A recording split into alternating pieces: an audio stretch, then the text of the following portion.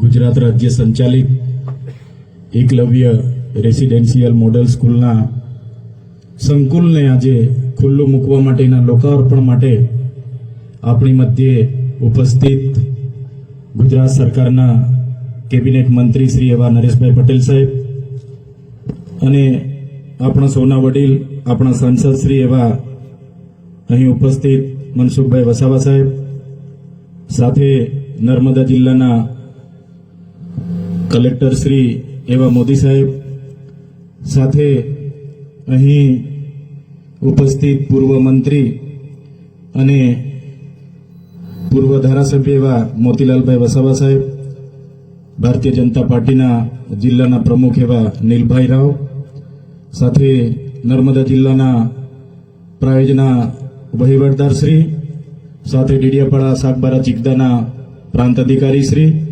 મામલતદાર શ્રીઓ, તાલુકા વિકાસ અધિકારી શ્રીઓ સહિત પૂર્વ જિલ્લા પંચાયતના પ્રમુખ એવા મનજીભાઈ વસાવા, પર્યુષાબેન વસાવા, તમામ જિલ્લા પંચાયતના સભ્યશ્રીઓ, તાલુકા પંચાયતના પ્રમુખ, તાલુકા પંચાયતના સભ્યશ્રીઓ, સરપંચશ્રીઓ, તમામ સામાજિક સંગઠનના પાર્ટીઓના પદાધિકારીઓ, સાથે આઈસીડીએસના અધિકારીગણ, જિલ્લાના વહીવટી તંત્રગણ, આંગણવાડી બહેનો, અહીંયા અભ્યાસ કરતા વિદ્યાર્થીઓ, મીડિયાના મિત્રો, પોલીસ અધિકારીઓ, આજના કાર્યક્રમમાં સૌને હું આવકારું છું. જે પ્રકારે આપણા વિસ્તારમાં શિક્ષણની જે ભૂખ હતી અને એ ભૂખ આ વિસ્તારમાં એકલવ્ય રેસિડેન્શિયલ મોડલ શાળા ચાલુ હતી, ઘણા વર્ષોથી સાગબારા ખાતે આઈટીઆઈના મકાનમાં હતી અને સરકારને પણ બધાને પોતપોતાની જગ્યાએથી બધાએ પ્રયાસો કર્યા, રજૂઆતો કરી અને સરકારશ્રીએ ખૂબ સરસ માળખું સંકુલ અહીંયા આપણને બનાવી આપ્યું છે.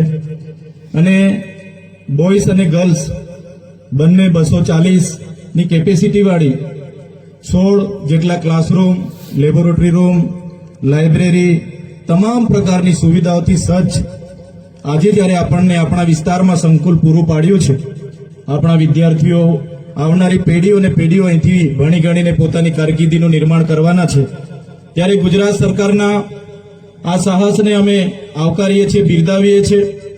સાથે સાથે આપણી મધ્યે આજના આ પ્રસંગે ખુદ આદિજાતિના મિનિસ્ટર સાહેબ, મંત્રી સાહેબ ઉપસ્થિત છે, ત્યારે એમને પણ આપણે આવકારીએ છીએ.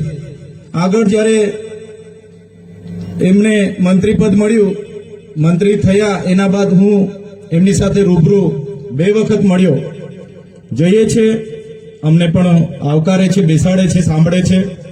જે પણ આ વિસ્તારના પ્રશ્નો હોય, મેં શરૂઆતની મુલાકાત મંત્રી સાહેબ સાથે જે પોસ્ટ મેટ્રિક શિષ્યવૃત્તિની યોજના હતી 28/10/2024થી એક પરિપત્ર બહાર પાડીને એને જે પણ લોકો વેકેન્ટ કોટામાં હોય, મેનેજમેન્ટ કોટામાં હોય, એમના માટે બંધ કરી હતી.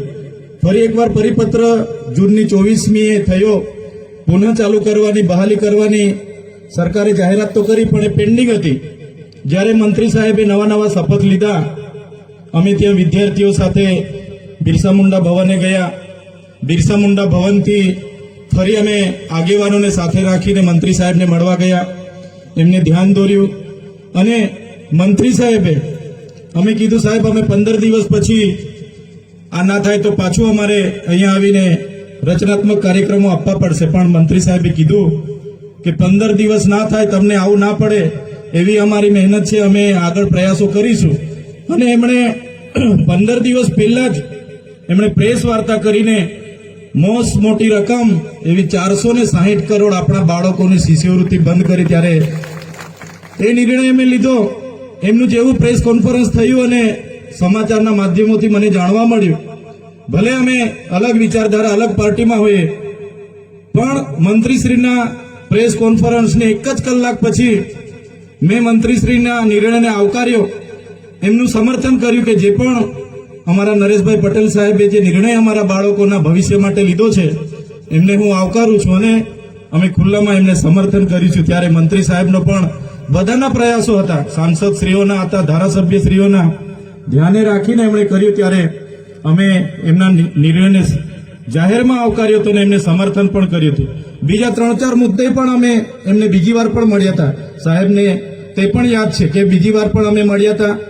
સાહેબ સાથે આપણા વિસ્તારના બાળકોના ફૂડ બિલની પણ અમે ચર્ચા કરી હતી કે આશ્રમ શાળામાં ભણતા બાળકોને ફૂડ બિલમાં 2100 રૂપિયા મળે છે, પર ડે ના 70 રૂપિયા મળે છે. તો બાળકો ખૂબ સારી રીતે ભણે, એની થાળીમાં પણ પૌષ્ટિક આહાર હોય, એ બાબતની અમે એમની સાથે ત્યારે પણ ચર્ચા કરી હતી. ખોટા જાતિના પ્રમાણપત્ર જે બીજા જ્ઞાતિના લોકોને આપવામાં આવે છે, અમે તે દિવસે મંત્રી સાહેબની સાથે બેસીને એની પણ પરામર્શ કર્યો હતો કે સાહેબ આમાં વિશ્લેષણ સમિતિ આગળ તપાસ કરતી નથી. હવે તમે છો, તમારા પર અમે અપેક્ષા લઈને બેઠા છે. તમારે એ ખોટા જાતિના પ્રમાણપત્ર લઈને જે પણ લોકો જે પણ કક્ષાએ હશે, નોકરીમાં હશે કે શિક્ષણમાં હશે, એવા લોકોને આપણે વિશ્લેષણ કમિટી દ્વારા શોધવા પડશે અને એ જે એમને જાહેર કરવા પડશે, એ પણ અમારી વાત હતી. જે 40% માર્ક્સ ફરજિયાત લેખિતમાં લાવવાના એવી જે હમણાં ગૌણ સેવા પસંદગી મંડળે નિયમ બહાર પાડ્યો છે, ત્યારે આદિવાસી સમાજને આર્ટિકલ 330-332 અંતર્ગત જે શૈક્ષણિક અનામત મળી છે, ત્યારે અનામતની બેઠકો 40% માર્ક્સ ફરજિયાત લાવશો તો જ નંબર લાગે એવી જે કન્ડિશન છે, એના લીધે કેટલાક સીટો આપણી ખાલી રહી છે. તો સાહેબશ્રીને અમે એનું પણ ધ્યાન દોર્યું હતું અને એમાં પણ આવનારા દિવસોમાં અપેક્ષા રાખીએ છીએ કે એમાં પણ ગુજરાત સરકાર આપણા મંત્રીશ્રી રસ દાખવીને આગળ તજવીજ કરે. માન્ય મંત્રી સાહેબો, તમે બેઠા છો, સાંસદ સાહેબ પણ છે. સાહેબ, આટલો મોટો મારા વિસ્તારમાં કાર્યક્રમ છે, કલેક્ટર સાહેબ, પ્રાંત સાહેબ અને પ્રાયોજનાજી, શર્માજી, હું અહીંનો ધારાસભ્ય છું ભાઈ. મને કેમ કોઈ ફોન બી નહીં કર્યો, પત્રિકા નહીં, જાણ નહીં? ખુલાસો કરો. હું ધારાસભ્ય છું ભાઈ. આ મારું અપમાન નથી, મારી જનતાનું અપમાન છે.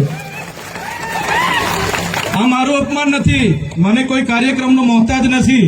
મને પત્રિકામાં નામ આવે, મારી તકતીમાં નામ આવે તો જ ચૈતર વસાવા આવે એવું નથી. ચૈતર વસાવા નામ માટે હું નથી આવતો. મારા જનતાના, મારા સરપંચે કીધું કે આટલો મોટો કાર્યક્રમ છે શિક્ષણનો, સાહેબ તમારે આવવું પડશે, એટલે મેં આવ્યો છું. અને કલેક્ટર સાહેબ, તમારી જવાબદારી છે, તમે વહીવટ છો, તમે મને ફોન કરીને જણાવો ને કાર્યક્રમ છે. મંત્રી સાહેબ ગાંધીનગરથી આવે છે, કઈ તકલીફ છે અમારાથી તમને? પ્રાયોજનાજી, શર્માજી, તકલીફ है आपको? તો કેમ ભાઈ તમે અમને જાણ નથી કરતા? કેમ આમંત્રણ નથી આપતા? તમારું વહીવટી તંત્ર હું ધંધા કરે છે ને બધું ખબર છે. હમણાં મોદી સાહેબ આવ્યા હતા, ખર્ચો થાય ભાઈ, 8-10 કરોડ રૂપિયાનો ખર્ચો થાય. તમે દેવ મોગરામાં ડેકોરેશન માટે કલેક્ટર સાહેબ 16 કરોડ રૂપિયાનો અમારા આદિજાતિ બજેટમાં ખર્ચો પાડ્યો છે. તમે ત્યાં મોદી સાહેબના મંડપના સ્ટેજ માટે 15 કરોડના ખર્ચા કર્યા છે. ટોયલેટ, મોબાઈલ ટોયલેટ માટે 2,40,000નો 2 કરોડ ને 40 લાખના તમે ખર્ચા પાડ્યા છે. નાસ્તા માટે 2 કરોડ ખર્ચા પાડ્યા છે. તમે ડોમ માટે 2 કરોડ ખર્ચા પાડ્યા, ચા માટે 2 કરોડ ખર્ચા પાડ્યા, બસ માટે 2 કરોડ ને 71 લાખ રૂપિયાનો ખર્ચો પાડ્યો. કેમ? અમે સવાલ પૂછીએ એટલે તમને નડીએ છે? તમારા મનમાં ધુમાડો હોય તો કાઢી નાખજો ભાઈ. બરાબર છે? આ જનતાના ટેક્સના પગારે આપણે બધા છે. આ જનતાના ટેક્સનો પગાર મને પણ મળે છે અને તમને પણ. કલેક્ટરથી તલાટીથી લઈને કલેક્ટર સુધીના બધા તમે નોકર છો, અમે બધા સેવક છે. આ લોકોએ જે પણ કે અમે પ્રતિનિધિ છે, અમને અધિકારો આપ્યા છે. તમે અમને કેમ અહીંયા બોલાવ્યા નથી?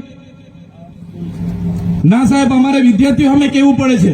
અમને કઈ, તમે દર વખતે ચિંતામાં કીધું, દર વખતે આ જ પ્રશ્ન ઉભો કરો છો, દર વખતે આ જ પ્રશ્ન ઉભો કરો છો. ઓ ભાઈ, ધારાસભ્ય છું, લોકોએ મને ચૂંટ્યા છે, મને આમંત્રણ જોઈએ ભાઈ. આ કોઈના પૈસાથી આ બિલ્ડિંગ નથી બની, તમારા ઘરના પૈસાથી બની છે. અરે વિષય પર તો મને આમંત્રણ કેમ નથી આપ્યું? મને જાણ કોઈ એક ફોન કેમ નથી કર્યો? કેમ ભાઈ? અમે ધારાસભ્ય ચૂંટાયેલા છે, લોકોએ અમને અધિકાર આપ્યા છે, અમારો અવાજ તમે દબાવવાની વાત કરો છો.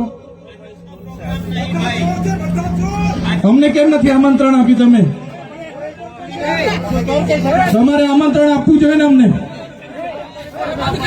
વાળો મારા અધિકાર છે ભાઈ. તમે આવો, બંધ કરી દે એટલે, બંધ કરી દે એટલે આમંત્રણ કેમ નથી? બંધ કરી દે એટલે, બંધ કરી દો એટલે, બંધ કરી દો એટલે આમંત્રણ આપવું જોઈએ ને તમારે. અમને તમે આમંત્રણ કેમ નથી આપ્યું ભાઈ? અમે ચૂંટાયેલા ધારાસભ્ય છે, અમને એક ફોન કોઈનો આવ્યો નથી. કલેક્ટર સાહેબની જવાબદારી છે. આ કોઈના કમલમના પૈસાથી બિલ્ડિંગ નથી બની ભાઈ કોઈ તો પછી પણ સાહેબ અમે તમારી રિસ્પેક્ટ કરીએ છીએ સાહેબ ને દરેક સરકારના કાર્યક્રમમાં હું હાજર રહું છું.